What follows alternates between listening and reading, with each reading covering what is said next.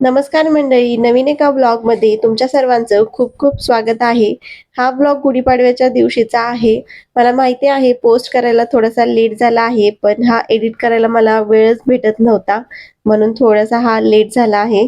रोजच्यापेक्षा आज सकाळची सुरुवात थोडी लवकरच झाली होती, कारण आज बरीचशी कामे करायची होती.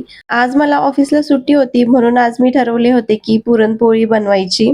तसं माझ्या घरी पुरणपोळी खायला कोणाला जास्त इतकं आवडत नाही आणि माझी मुलं सुद्धा गोड खूप कमी खातात, म्हणजे खातच नाहीत असं म्हटलं तरी चालेल. आज आपला मराठी सण आहे आणि नवीन मराठी वर्ष सुरू होते, म्हणून आज मी ठरवलेच होते, नाही थोडी का होईना पण मी आज पुरणपोळी बनवेलच.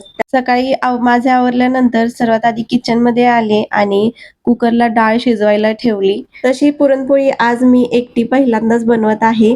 घरी पुरणपोळीचा स्वयंपाक असल्यावर मी मदत करत असते, पण असं एकटीने मी कधीच पुरणपोळी बनवलेली नाही. पुरणपोळी बनवायची सगळी प्रोसेस मला माहित आहे, पण असं एकटीने बनवायची ही माझी पहिलीच वेळ आहे.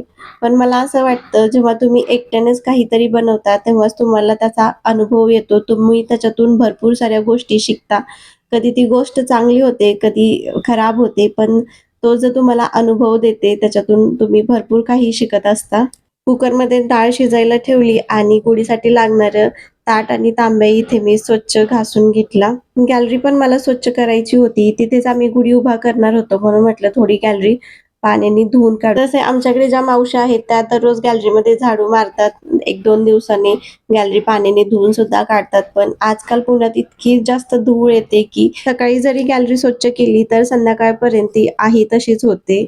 आसपास सगळीकडे कन्स्ट्रक्शन सुरू आहे, त्याच्यामुळे खूप जास्त धूळ येते. गुढीची काठी सुद्धा स्वच्छ पाण्याने धुवून घेतली आणि वायपरने पाणी काढून घेतले, जेणेकरून गॅलरी लवकर सुकेल. तोपर्यंत इकडे कुकरची शिट्टी सुद्धा झाली होती आणि डाळ पण शिजली होती. मग गॅस बंद करून घेतला आणि दारात रांगोळी काढण्यासाठी गेले. हे माझं दररोजच एक छोटंसं रुटीन आहे आणि जवळजवळ 1 ते 1.5 वर्ष झालं मी हे रुटीन फॉलो करते. यामध्ये सर्वात आधी मी उंबरठा पुसून घेते आणि दारात छोटीशी रांगोळी काढते, फुले ठेवते. याने काय होतं, जेव्हा तुम्ही घरात प्रवेश करता एक खूप पॉझिटिव्हिटी वाटते आणि मन सुद्धा खूप प्रसन्न होते. मला असं वाटतं हे प्रत्येक लेडीजनं तिच्या आयुष्यात हा नियम पाळला पाहिजे आणि खरंच मी जेव्हापासून हे करते ना, मला तर खूप छान वाटते. मला हेही माहीत आहे की प्रत्येक लेडीजला दररोज सकाळी खूप घाई गडबड असते आणि सकाळच्या घाई गडबडीमध्ये 10 मिनिटं काढणे सुद्धा खूप अवघड होऊन जाते.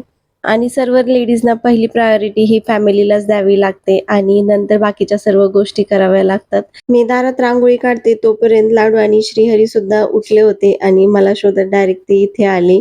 मी रांगोळी काढते हे बघून ते ते पण तिथेच बसले आणि हे रोजचंच आहे, कारण ते मला रांगोळी काढताना पाहतात आणि मी कसं करते ते बघत असतात आणि पुढच्या वेळी तसंच करायचा प्रयत्न करतात.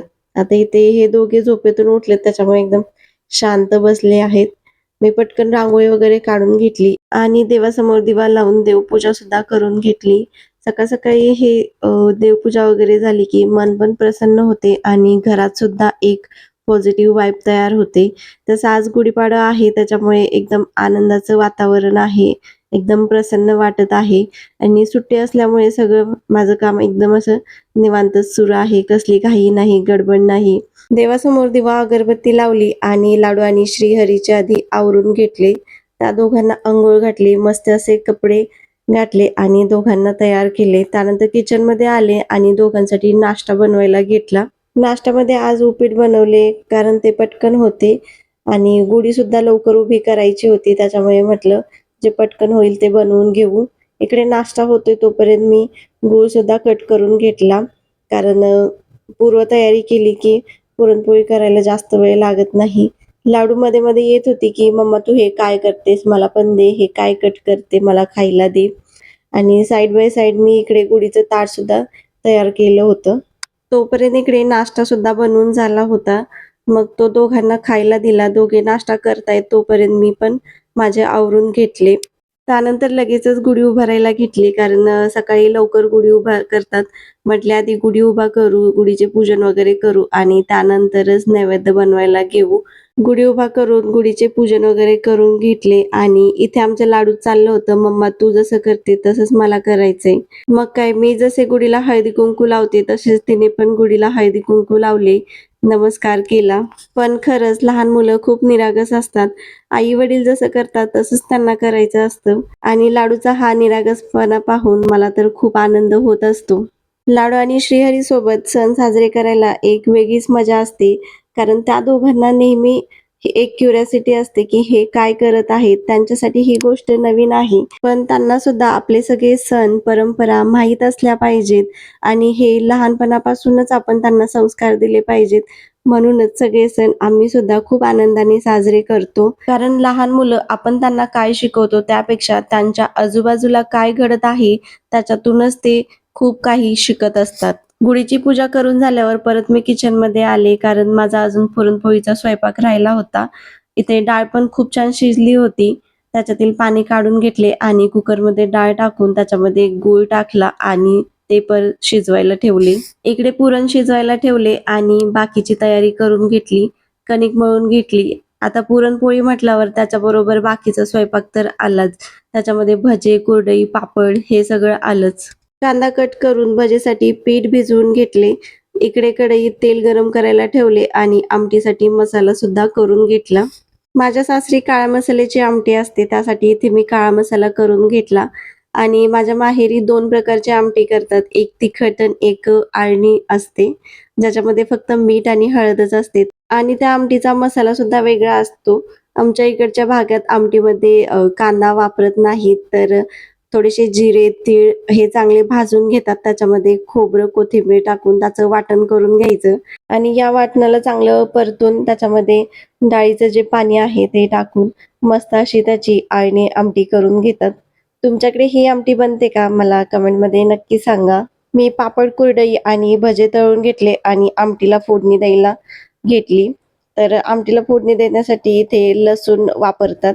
तर इथे लसूण टाकला आणि मस्त दोन्ही साईडला दोन्ही तिखट आणि आळणी आमटी बनवायला घेतली. दोन्ही प्रकारच्या आमटी मी इथे बनवून घेतल्या होत्या. त्यानंतर लगेचच पुरण सुद्धा गार झाले होते तर ते वाटून घेतले. पुरण वाटताना मला समजले होते की ते थोडेसे पातळ झाले. मला वाटत होते ते थोडेसे अजून गरम करून घ्यावे. पण खूप वेळ पण झाला होता आणि खूप उशीर होईल म्हणून मी म्हटले जाऊ दे जसा होईल तसं करू. पण जेव्हा मी पुरणपोळी बनवायला घेतली तेव्हा ती पोळी म्हणजे जास्त मला मोठी लाटताच आली नाही कारण सगळं पुरण त्याच्यातून बाहेर येत होतं. मग काय छोट्या आकाराच्याच पुरणपोळी बनवून घेतल्या. पुरणपोळी बनवण्याचा हा माझा पहिलाच अनुभव होता आणि या अनुभवातून मला हे शिकायला भेटलं की थोडंसं मी अजून 2 मिनिटं पुरण गरम केलं असतं तर कदाचित खूप छान पोळी मोठी मला करता आली असती आणि चांगली फुगली सुद्धा असती. पण ठीक आहे पुढच्या वेळी मी नक्की हे लक्षात ठेवेन. सकाळपासून मी इतकी मेहनत केली, इतका वेळ घालवला, पण मला पाहिजे तशी पुरणपोळी नाही बनली. याचं थोडं मला वाईट पण वाटलं. पण ठीक आहे, पुढच्या वेळी मी अजून चांगल्या प्रकारे बनवेन. त्यानंतर नैवेद्याचं ताट बनवायला घेतलं. पूर्ण ताट बनल्यावर तर खूप छान दिसत होतं आणि हे बघूनच मला तर खूप जास्त भूक लागली होती कारण सकाळपासून मी सुद्धा काहीच खाल्लं नव्हतं. मस्त असं नैवेद्याचं ताट बनवून घेतलं आणि गुढीसमोर नैवेद्य दाखवला. त्यानंतर आम्ही सर्वांनी जेवण करून घेतलं. तुम्हाला आजचा आपला हा व्लॉग कसा वाटला कमेंटमध्ये नक्की सांगा. व्हिडिओ आवडला असेल तर चॅनलला सबस्क्राईब करायला विसरू नका. भेटू पुढच्या व्हिडिओमध्ये. बाय.